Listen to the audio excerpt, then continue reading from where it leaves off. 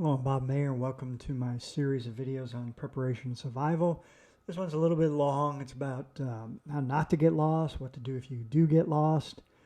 I always like Daniel Boone saying there, I've never been lost, but I was bewildered for 3 days once. Anyone who tells you they've never been lost is lying. We've all been lost, whether it's outland navigating in the woods or even just driving around.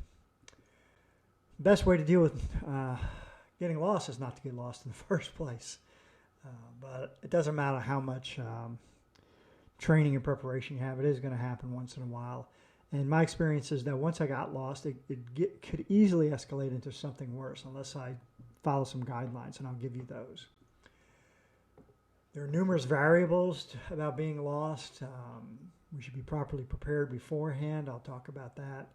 GPS with the proper tiles, maps, etc. Key skill I think everyone should have is how to use a map and compass. Having been military, we spend a lot of time on land navigation. As a second lieutenant, you had to be able to land navigate, talk on the radio, and call for fire. Those are your big three skills you had to have. REI, if you have a store near you, they run classes on this. Your local community college probably has outdoor classes on land navigation. It's really worth it. I have another presentation on maps and land navigation and GPS. If you're off-road, what I like doing is have a safe direction with a guardrail. What I mean by that is this is direction that if you go there, you're going to hit a known line. It could be a road, a rail line, a river, mountains, something. You're going to hit it, and once you hit it, you kind of know where you are. You can turn left or right and get back to a known location. Always have enough food and water for whatever activity you plan, plus extra, particularly water. We can go a week or two, even 3 weeks in the extreme without food, but water you can't live without.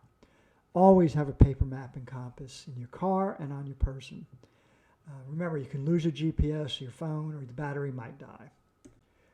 Famous saying, shortcuts are really ever short and can be deadly.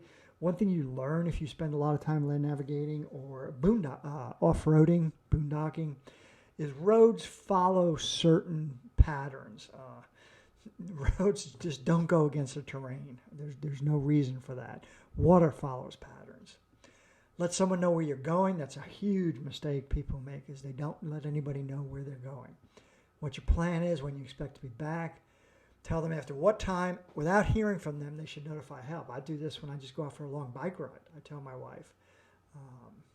I use Road ID, which if I'm stationary for more than 4 minutes, sends an alert to her phone, a text.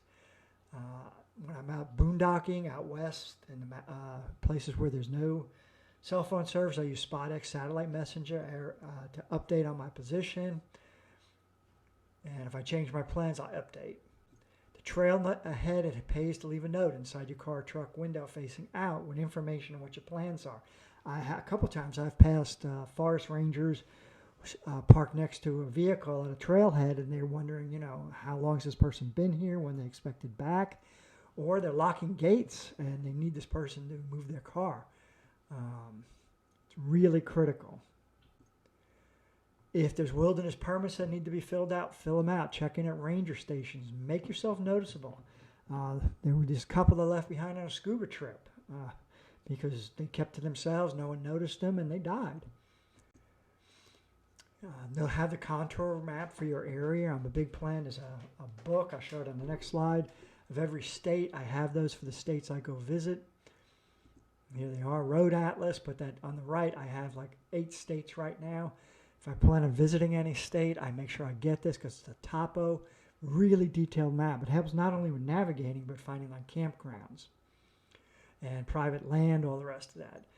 Location apps, there's lots of them. I prefer Gaia. I have a 20% affiliate code on my website, but I really use this when I'm out there. Here's all the different ones you can bring up. They do have one now they've optimized their different layers for boondocking. Always have a compass with you. It just makes sense. You have a compass on your phone, make sure you have a physical compass.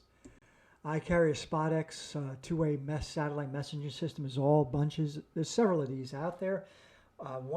Some that are gaining popularity go through your cell phone. To me, That's doubling up the possibility something can go wrong. I like to be able to send directly.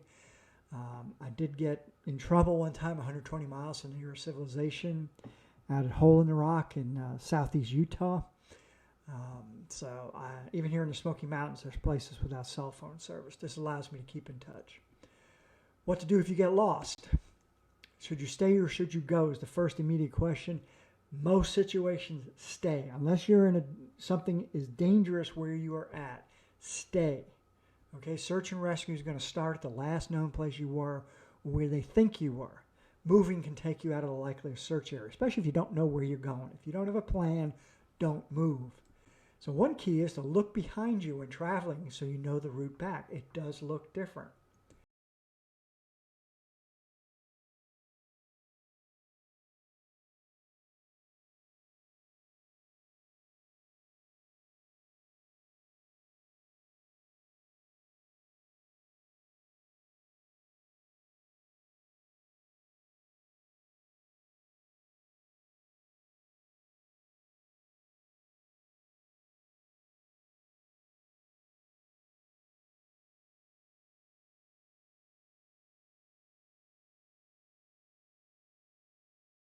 Here's the rule to remember. The key word, stop. Stop, think, observe, plan. As soon as you suspect you are lost, immediately stop. Most disaster stories with people being lost is they panic and they start moving too fast and then they totally get confused and lost. Panic is your greatest threat. Think to yourself, how did you get here? What landmarks do you remember? Which way did you turn if you left an established trail? What direction? Do not move unless you have a specific reason. Observe which way is north. Do you have boundaries such as a river, mountain range, road that you know for certain are in a certain direction? If you're on a trail or a road, stay on it. Don't get off and try to cut cross country. There's a reason trails or roads are built to take the easiest route. You might think taking a shortcut cross country will save you time. It won't. I know a story of a family that got trapped in the California mountains, and the husband went for help, and he thought, I can just cut straight across and link up with this road on the other side, and he had to go through a creek, got hypothermia, and he died. Stick with the trails of the road. As a last resort, follow drainage downhill. Streams run into rivers, and there's usually civilization along rivers. However, depends on the terrain. Try not to get wet, especially if the temperature will drop, as hypothermia is deadly. Can you follow your own trail back to your last known spots? Footprints, broken branches? Probably not for most of you. You're not trained on it. Plan. Before moving, make sure you have a plan. Think the plan through. There are other options. If you are not confident in your plan, stay in place. Do not move at night. The reason you don't move at night is if you've ever been on a patrol and watched the cat eyes and the guy in front of you just suddenly disappear. My wife was saying when we went to the Grand Canyon, there's people who fell in. Yeah, if you've ever been to the Grand Canyon, you could walk right off the edge of that sucker at nighttime. Don't move at night. Signal for help, cell phone, satellite message, mirror, anything reflective. Universal distress signal comes in 3. 3 blasts on a whistle. Make a smoky fire. Green leaves and grass help. Rubber makes black smoke. Flame at night is a signal.